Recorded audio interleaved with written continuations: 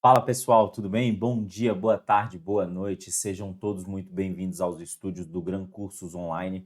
Eu sou o professor Laércio Carneiro, perito criminal, e na aula de hoje nós vamos resolver algumas questões de biossegurança aí, tá?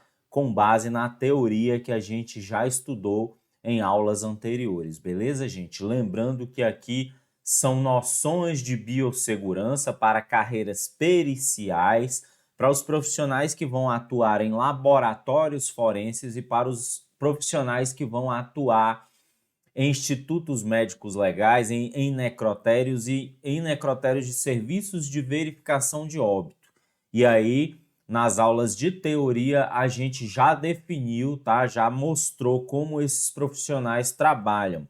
Lembrando que isso daqui também é muito útil para profissionais de ciências em geral, que trabalham em laboratórios, para profissionais que trabalham também na área de engenharia, todo e qualquer ambiente de trabalho que envolva risco ocupacional, risco à saúde, risco à segurança não só do trabalhador, como das pessoas que trabalham com ele, como risco à saúde de animais e do meio ambiente, tá? Então, biossegurança, conforme a gente já viu, nunca é demais, é importante para todos nós.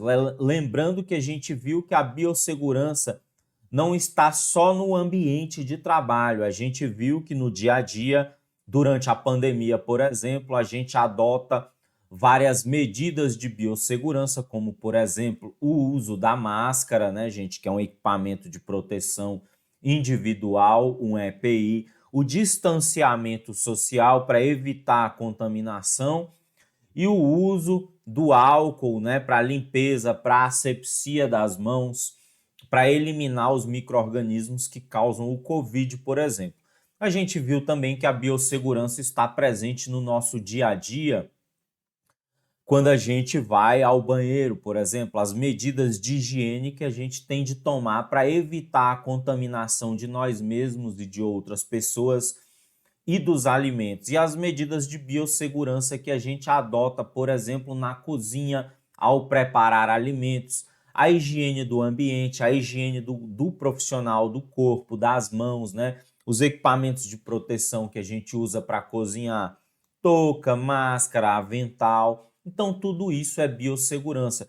Os cuidados que você tem de ter na cozinha também, para evitar acidentes. Os profissionais do, dos ambientes de beleza, de estética, salão de beleza, a gente discutiu isso também, é um ambiente propício à contaminação, a contrair doenças.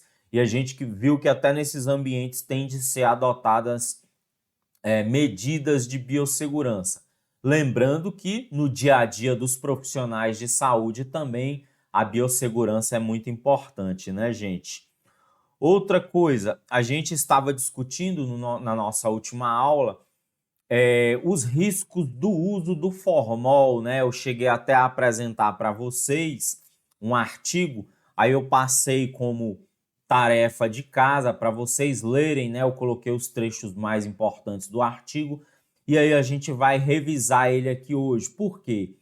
O formol é muito utilizado em laboratórios de ciências para conservação e fixação de peças anatômicas, em laboratórios de patologia, para preparação das amostras, para conservação das amostras, e nos IMLs, quando se faz a coleta de amostras para serem enviadas para exames complementares, essas amostras elas são preservadas em formol, mas o formol ele apresenta várias vantagens, né, como por exemplo baixo custo e a praticidade no uso, mas ele apresenta alguns inconvenientes, como por exemplo a toxidez. Vamos retomar isso daqui e aí na sequência a gente resolve algumas questões, tá? Eu apresentei para vocês esse artigo científico aí, né, que é de uma faculdade de medicina veterinária e zootecnia, tá? Um artigo científico, né?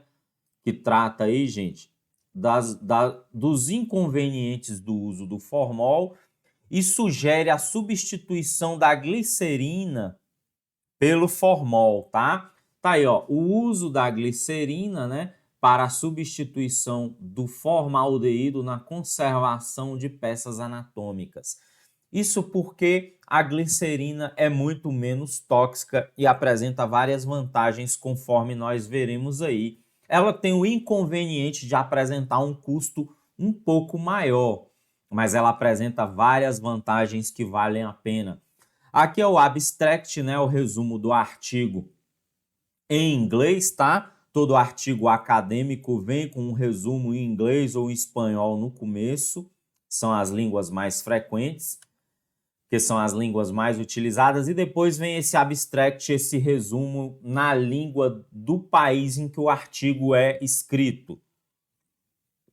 Para muita gente isso é óbvio, gente, para profissionais de ciências e de saúde, profissionais de nível superior, mas para profissionais de nível técnico, nem sempre o estudo de artigos acadêmicos, artigos científicos, é óbvio. Quando você pega um artigo, gente, para você ter uma noção do que ele trata, né? Porque no estudo, na pesquisa acadêmica, nas universidades, quando você está fazendo o seu trabalho de conclusão de curso também, o TCC, a monografia, o trabalho final, a gente pesquisa e lê grande quantidade de artigos, né? E alguns artigos você, antes de ler e estudar o artigo todo aprofundadamente, a gente tem de saber se aquele artigo é útil. O que a gente já vai de cara? A gente já vai no título dele, no ano, para ver se ele é um artigo recente, e no resumo, no abstract, vai no resumo em português, e aí depois você já vai na conclusão e ver se aquele assunto é relevante para a sua pesquisa. Se for relevante, aí você estuda aquele artigo a fundo, a introdução, os materiais e métodos, a discussão dos resultados, beleza? E aqui nós vamos dar uma olhada no resumo e na conclusão desse artigo. Quais conclusões esses pesquisadores chegaram aí? Ó? No resumo, eles apresentam, né? A formalização, o uso de formol, é a principal forma de conservação de corpos e de peças anatômicas em ambientes de pesquisa de universidades, em ambientes de ensino, devido principalmente ao baixo custo desse reagente. Só que a gente viu que o formol é muito tóxico, né, gente? A técnica baseia-se na utilização de formaldeído, na concentração variando de 5 a 20%, como fixador e conservador de peças. Entretanto, existem vários fatores negativos pela utilização do formol, como o odor desagradável, o escurecimento das peças anatômicas, ele altera demais a cor dos tecidos, tá? Escurece, resseca, o aumento do peso desses tecidos, dessas peças, a rigidez das peças e sérios problemas ambientais. Isso daqui é o mais grave, né, gente? A toxidez do formol para os trabalhadores, para os estudantes e para o meio ambiente, se não for usado com uma série de procedimentos de cautela, tá? Além do produto ser classificado pela Agência Internacional de Pesquisas de Câncer como um produto altamente cancerígeno. Então, muito cuidado, gente, quando você for trabalhar com formol. Existem várias opções para substituir o formaldeído, como, por exemplo, a glicerinação, tá? Que é uma das técnicas que será tratada nesse trabalho, nesse artigo. A glicerina atua como antifúngico e bactericida, ou seja, ela conserva, ela preserva muito bem as peças anatômicas, além de apresentar muitas vantagens em relação ao formol. Como, por exemplo, o odor, que é melhor, a textura e a coloração das peças, que será melhor do que quando usado o formol, tá? Além de ser menos prejudicial à saúde. O problema é o custo dela, que ainda é elevado, tá?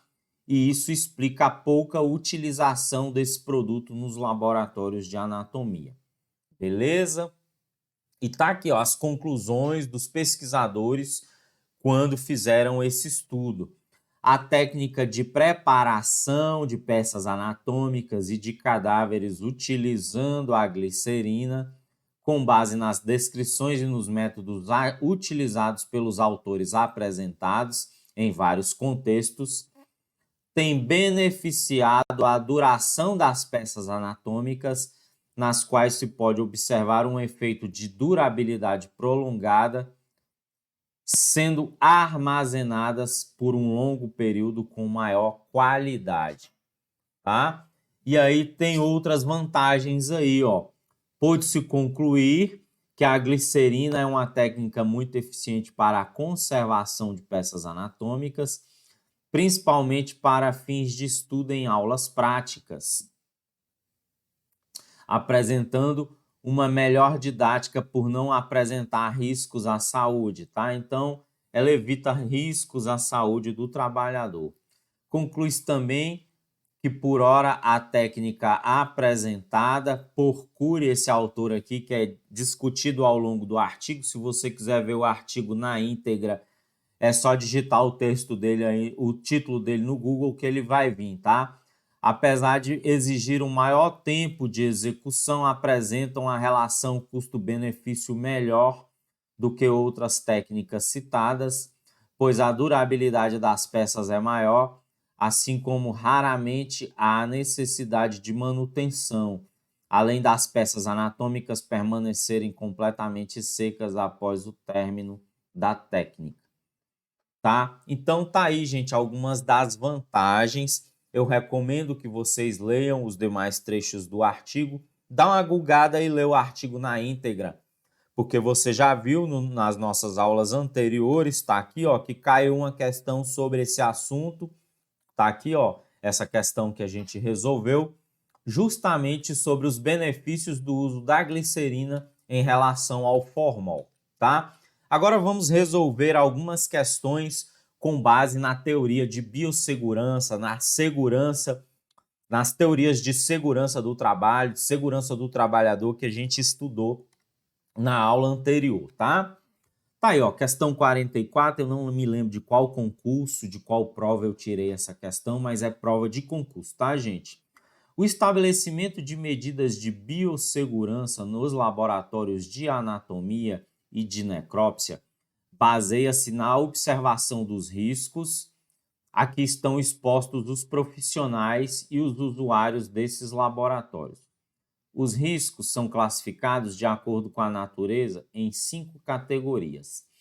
Associe as duas colunas relacionando as categorias de classificação de riscos presentes em laboratórios de anatomia e de necrópsia, tá?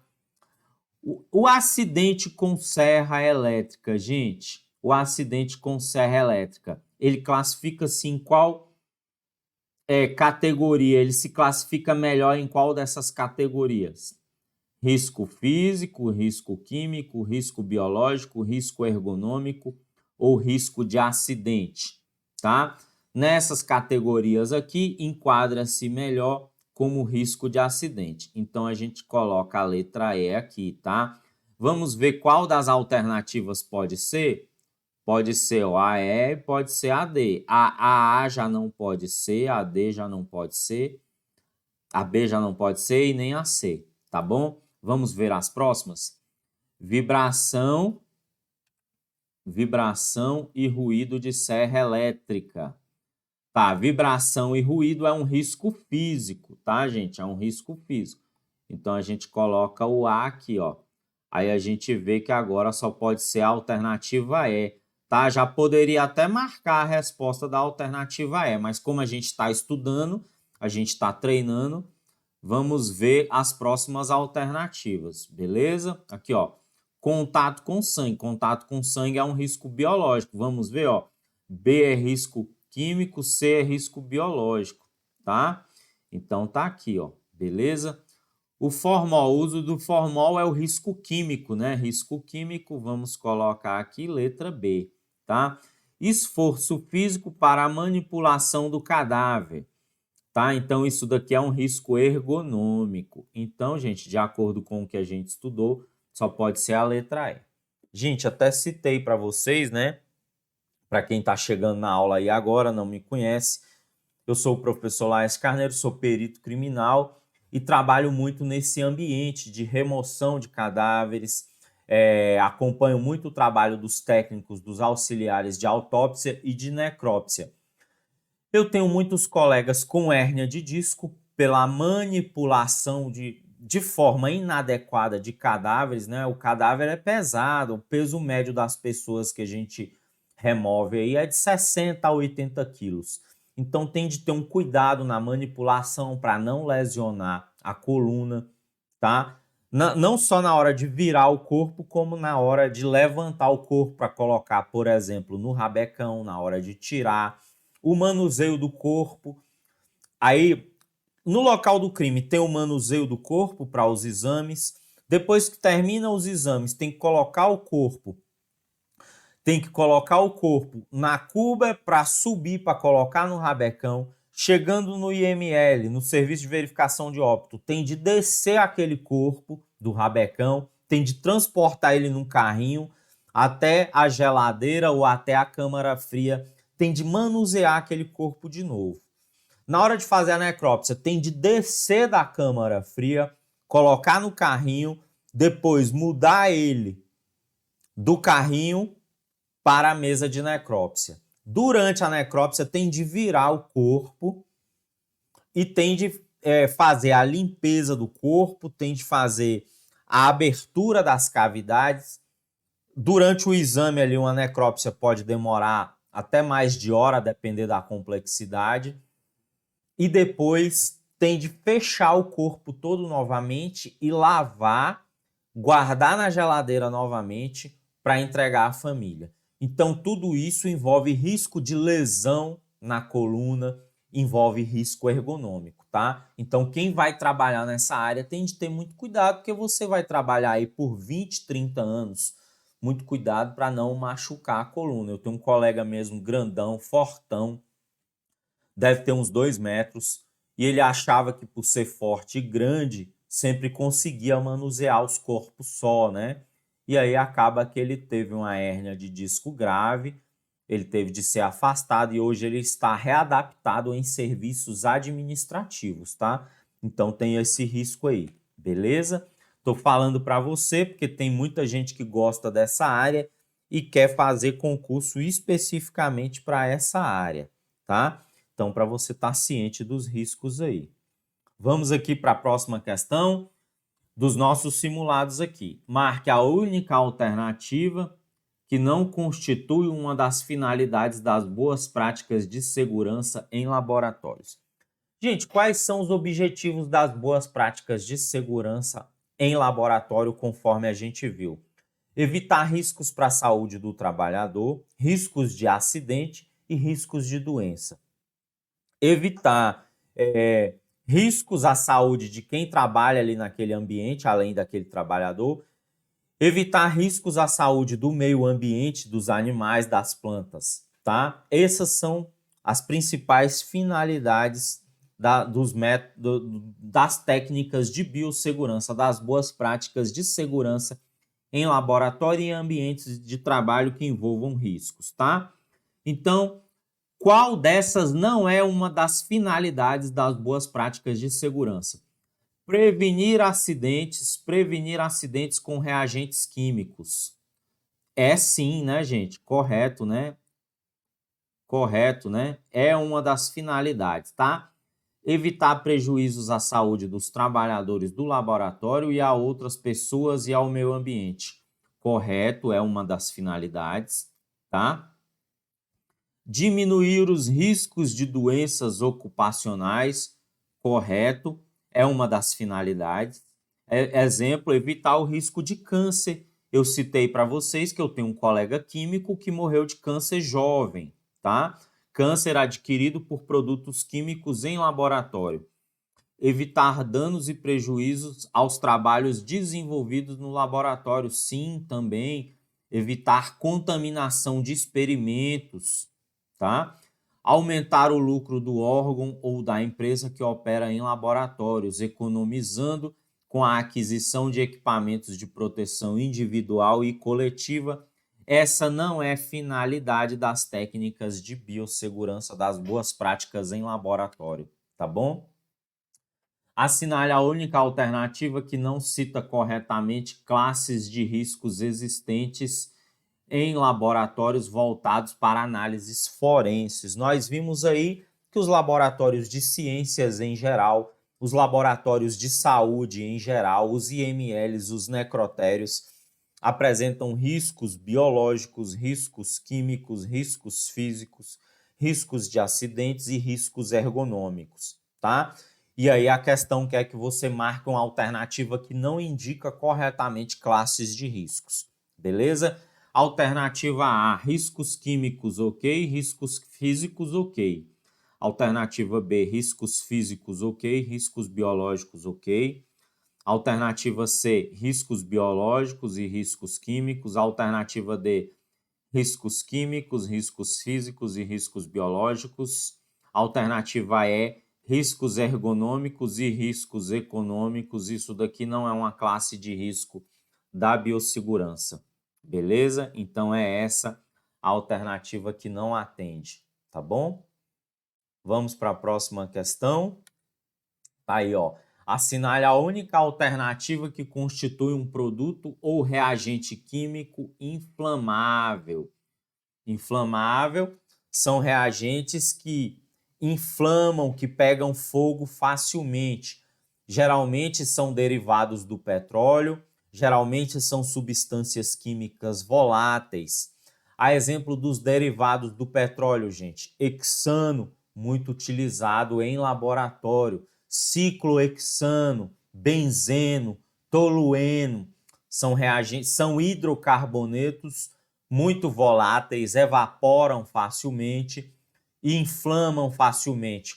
O éter etílico, a acetona, o álcool etílico, tá? São todos solventes orgânicos muito utilizados em laboratório e muito inflamáveis. O formol também é inflamável, tá? Esse usado para conservação de peças anatômicas. Vamos lá? Então, é a única alternativa que apresenta um reagente inflamável, né? O cloreto de sódio é inflamável? Errado, o cloreto de sódio não é inflamável. O cloreto de sódio é um reagente sólido, é o sal, é o NaCl, tá? Ele é um sal muito estável, é um sólido que não é inflamável. É o cloreto de sódio usado na cozinha, só que em laboratório a gente usa ele com um grau de pureza elevado, né? O hidróxido de cálcio é um reagente inflamável? Não. O hidróxido de cálcio é o CaOH2. É um produto, é uma base fraca, é um sólido, tá bom? Relativamente estável e não é inflamável, o hidróxido de sódio, o hidróxido de cálcio. O hexano é inflamável, gente. Hex de 6, né, de 6 carbonos, a fórmula é C6H14. É essa moléculazinha aqui que você estudou em Química Orgânica do ensino médio, ó. CH3, CH2, CH2, CH2, 1, 2, 3, 4, CH2, CH3. Esse é o hexano, tá? É o C6H14, é inflamável. Ela também é representada assim, ó. 2, 3, 4, 5, 6, tá? É essa moléculazinha orgânica aí, tá? E nós temos também o ciclohexano, que é essa moléculazinha cíclica, tá bom? Esse é o ciclohexano. O ciclohexano é inflamável, o hexano é inflamável também, tá? E pega fogo e é volátil, é um reagente muito utilizado em laboratório. O ácido acetil salicílico é a aspirina, não é inflamável. Eu não lembro a fórmula dela aqui de cabeça para colocar para você. É um fármaco, é um medicamento e é um ácido fraco muito usado em laboratório também, tá? O cloreto de cálcio é o CaCl2, cloreto de cálcio, é um sal de cálcio. É uma substância química muito estável, sólida e não é inflamável, beleza? Então é a letra C. Tá aqui, ó. Assinale a alternativa que indica corretamente o significado do símbolo mostrado na figura. Gente, essas questões aqui a gente elaborou para os simulados do Gran Cursos aqui, para a disciplina de noções de laboratórios forenses, para o concurso de auxiliar de perícia da perícia forense do Ceará. Nossos alunos fizeram recentemente esse concurso, foram muito bem, tá?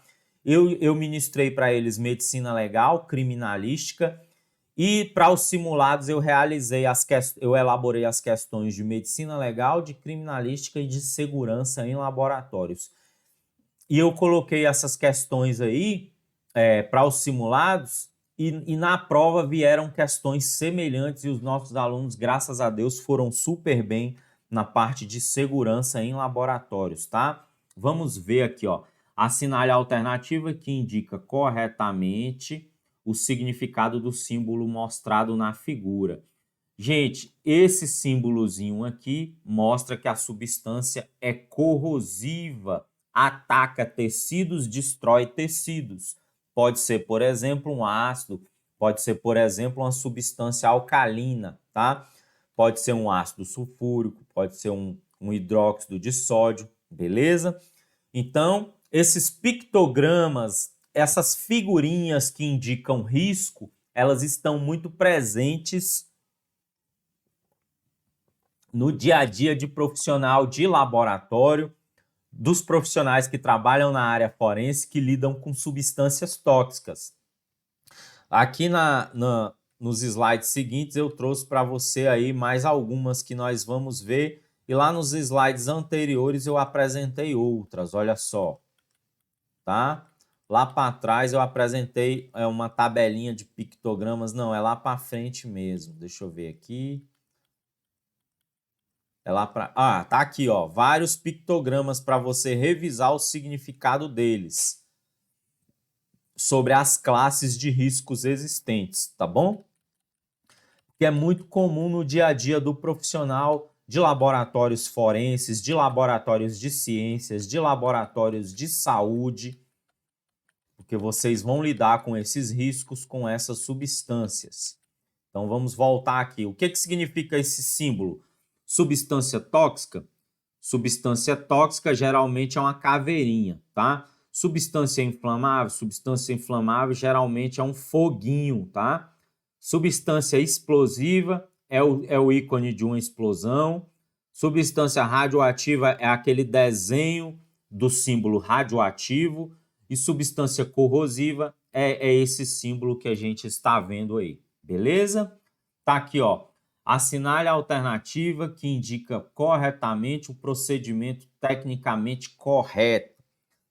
Só que aqui, pessoal, nós vamos rodar a vinheta para não estressar vocês, tá? Para não cansar vocês demais. E na sequência, no nosso próximo vídeo, e para o vídeo não ficar muito longo também, a gente volta com mais questões, tá bom? Até daqui a pouco. Não saia daí que a gente volta já, tá bom?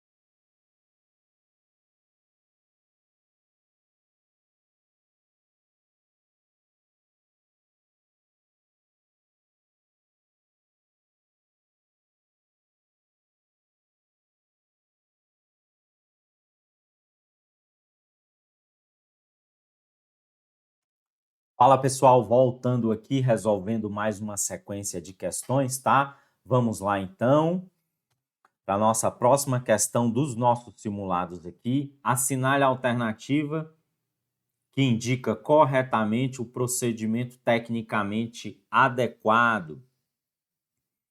É sobre, gente, a organização de laboratórios, os técnicos de laboratório, os auxiliares de laboratório.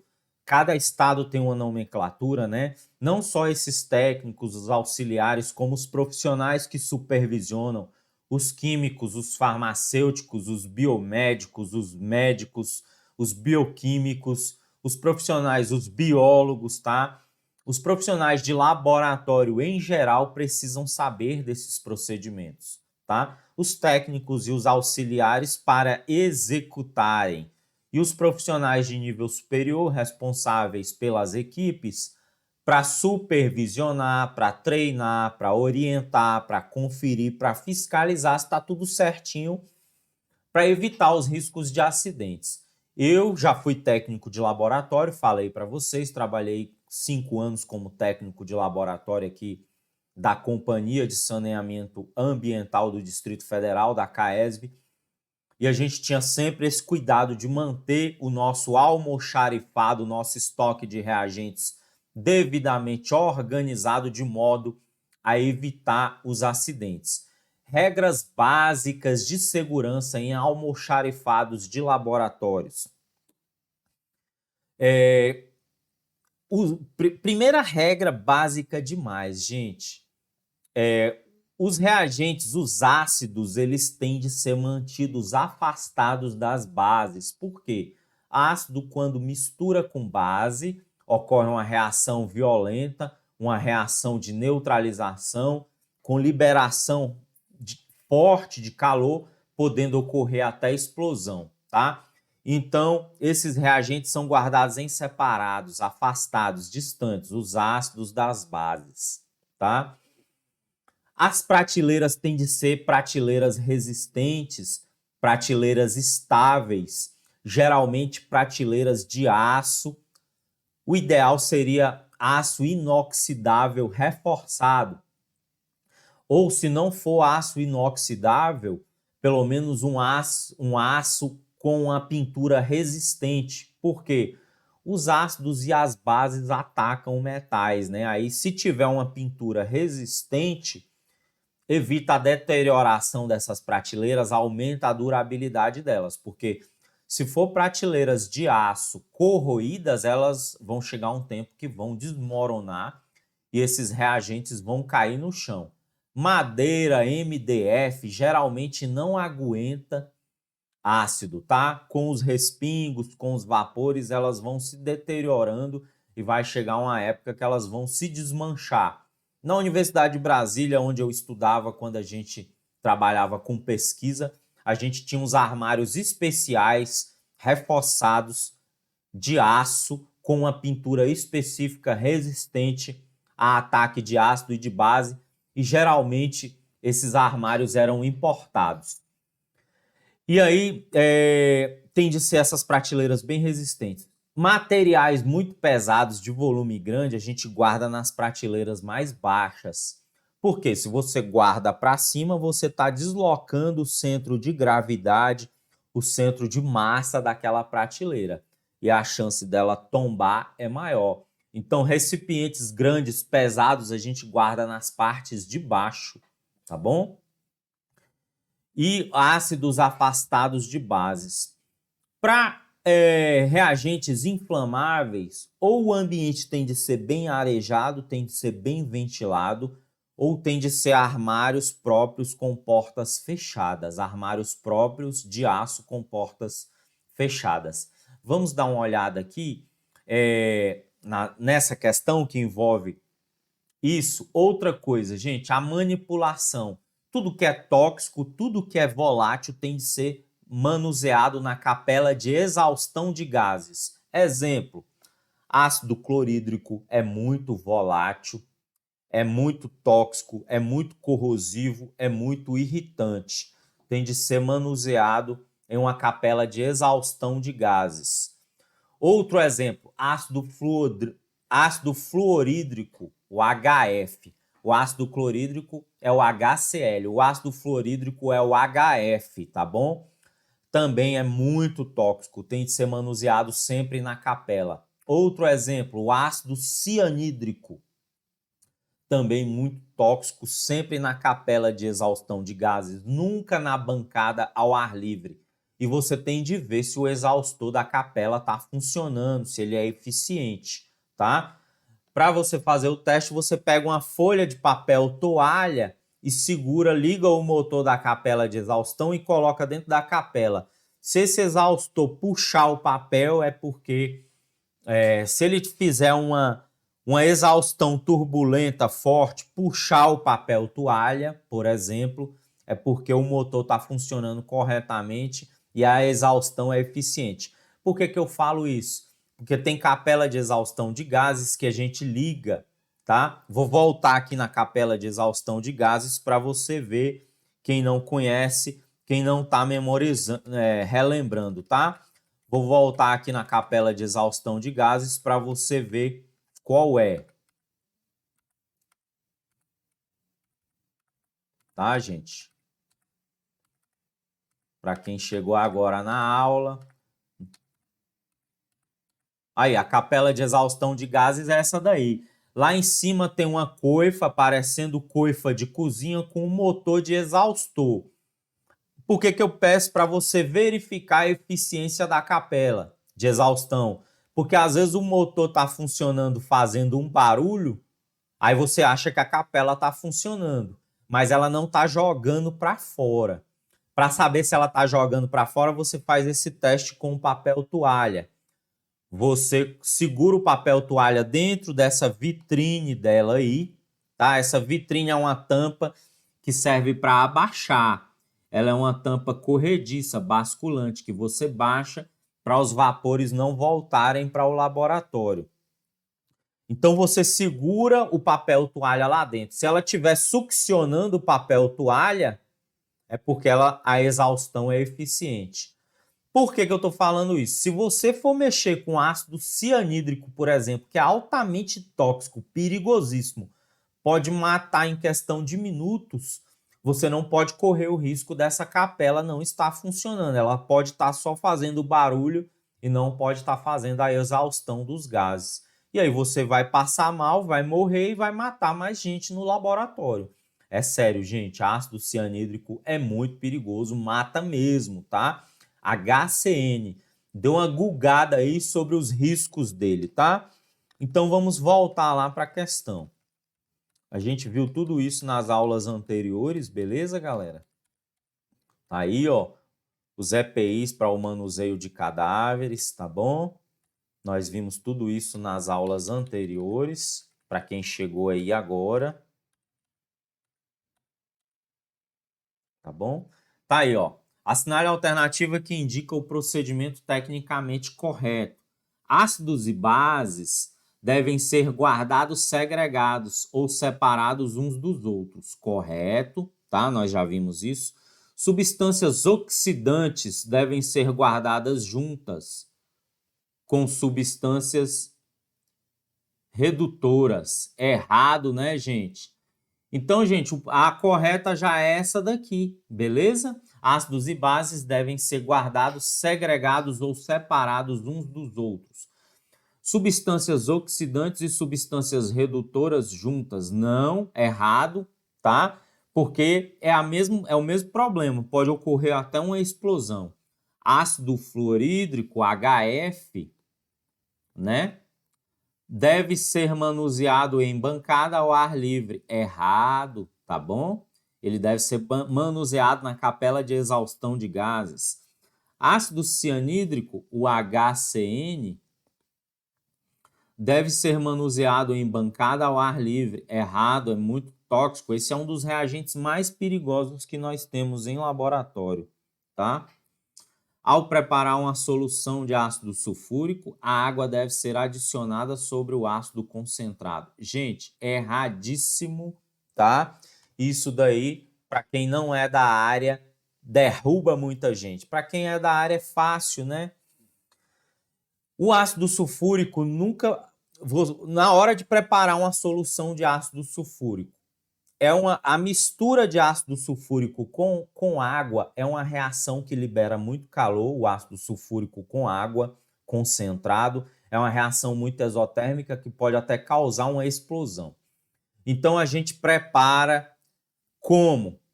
A gente pega, coloca um volume de água em um becker, tá? De preferência no banho de gelo, coloca aquele becker dentro do banho de gelo para retirar calor do preparo da solução, porque enquanto você mistura a água com o ácido, vai ocorrer grande liberação de calor e não pode ser rápido, tem de ser lenta e gradual, com mistura, com agitação para homogeneizar a solução.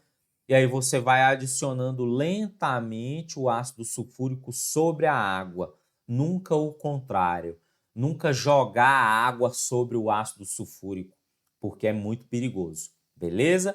Isso é um procedimento básico de quem vai trabalhar em laboratório, mas se você não for devidamente instruído, se você não for da área, não tiver um conhecimento, uma experiência, você pode sofrer ou causar um acidente por desconhecer, tá bom? Então é a letra A mesmo.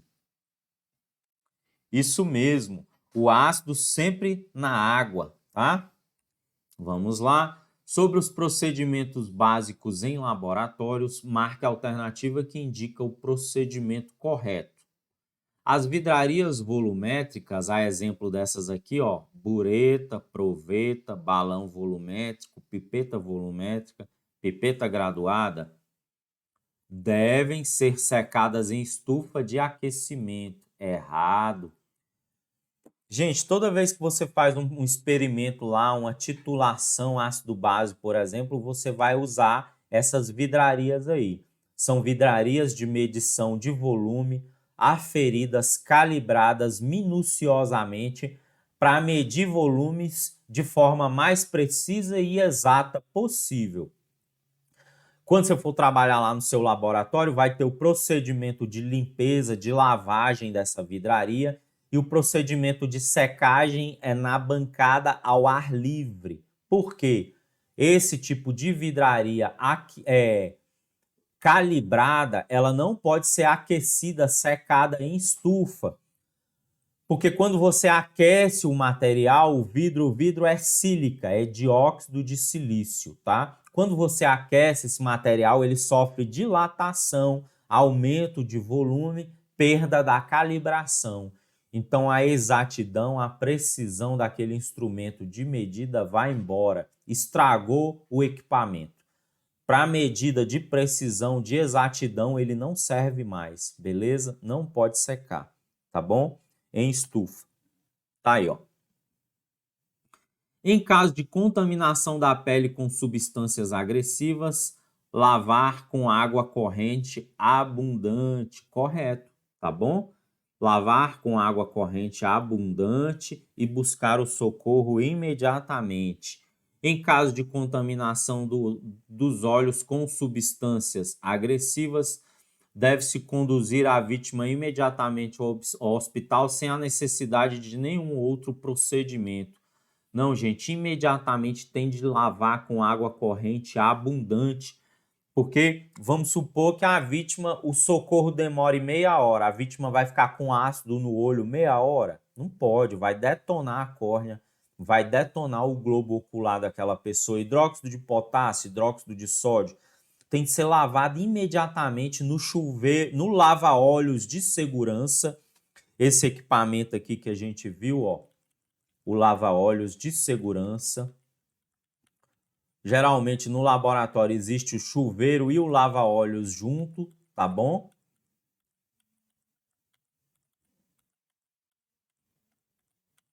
Tá aqui, ó, o chuveiro de segurança e o lava-olhos. O lava-olhos é essa piazinha que tem uma alavanca, você bate a mão nela aqui na alavanca e sai 2 jatos de água de baixo para cima para os olhos nessa piazinha. Para a pessoa que sofreu o acidente, lavar os olhos com água abundante. Lava ali por 5 minutos, 10 minutos, até tirar tudo e depois é que socorre a vítima ao hospital, tá bom? não pode socorrer a vítima com ácido no olho, não. Porque se demorar 20 minutos até chegar ao hospital, até ser atendido, até preencher a ficha, o ácido está lá atacando o olho da vítima. Beleza? Os reagentes em embalagens maiores e mais pesados devem ser guardados em prateleiras mais elevadas. Errado. Isso causa um risco de queda da prateleira, um risco de acidente. Os reagentes incompatíveis com água devem ser guardados sobre a bancada ou na pia do laboratório. Errado, porque perto da pia tem água, né, gente? Vamos lá.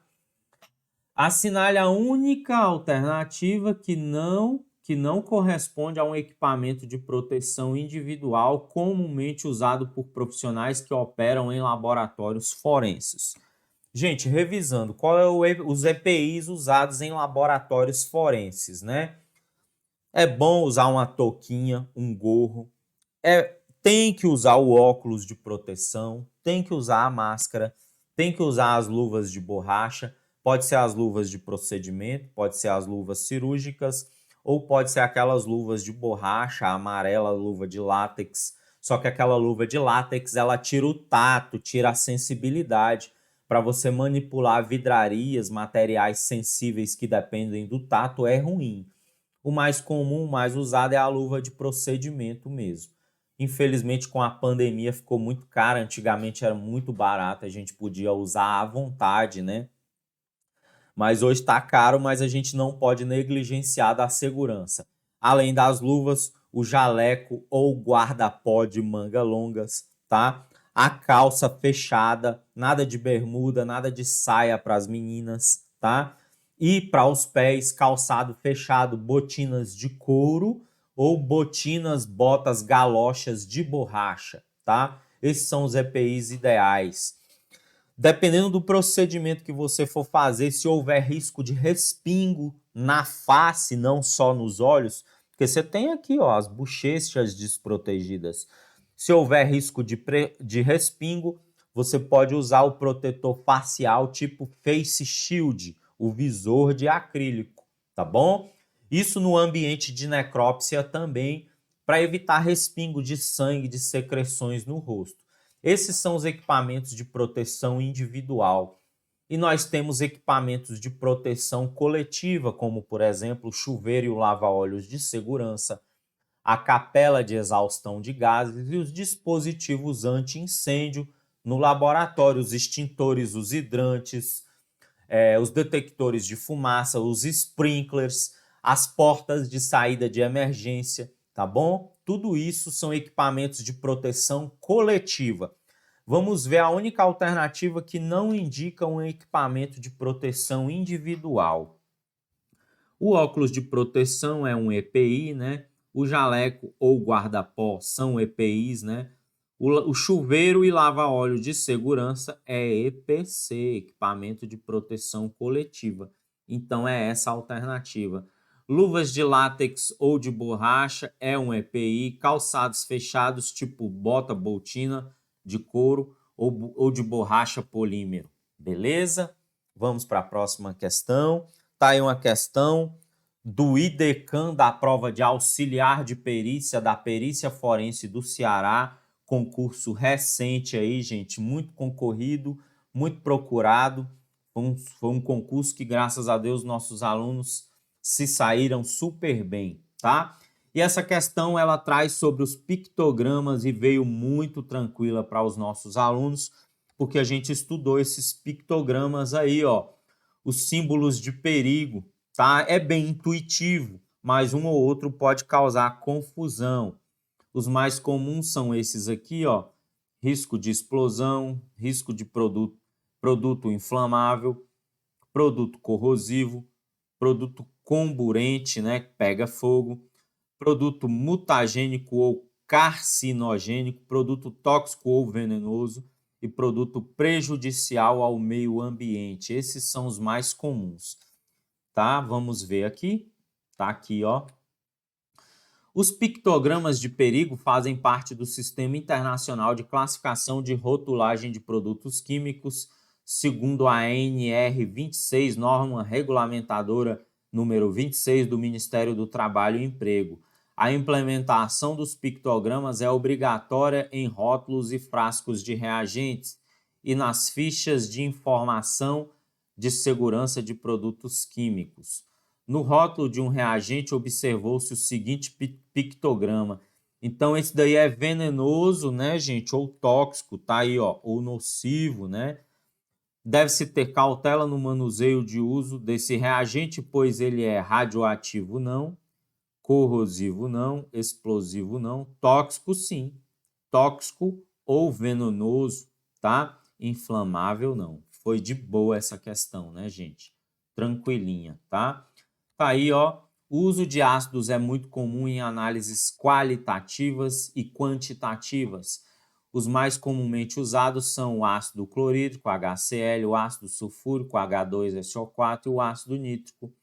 De acordo com as noções básicas de segurança em laboratório, assinale a afirmativa que apresente a informação incorreta quanto aos ácidos citados. A incorreta, tá? O uso de jaleco e luvas, máscaras de óculos é imprescindível. Imprescindível é indispensável. Cuidado para você não confundir na hora da prova. Tá correto, tá? Vamos aqui. Soluções ácidas devem ser descartadas em frascos adequados. Isso mesmo, tá? Quando utilizadas em sua forma concentrada, o manuseio dos ácidos dispensa o uso de capela. Errado, tem de usar capela, tá, gente? Exemplo, ácido clorídrico, ele é muito volátil, tá? Em caso de acidentes com derramamento dessas substâncias, é comum utilizar compostos de caráter alcalino a fim de neutralizar o ácido. Gente, isso daí é controverso e está em parte correto, tá? Se derramar um ácido concentrado na bancada e você for neutralizar com a base concentrada, isso daí a banca não deixou muito claro. Pode ser perigoso, tá? Mas, de qualquer forma, a mais errada, já que a banca pede a incorreta, é a C, tá? Porque em algumas situações o procedimento mencionado na letra D pode ser utilizado, tá? Então, eventualmente, dependendo da situação, desde que você tome outras cautelas, eventualmente você pode usar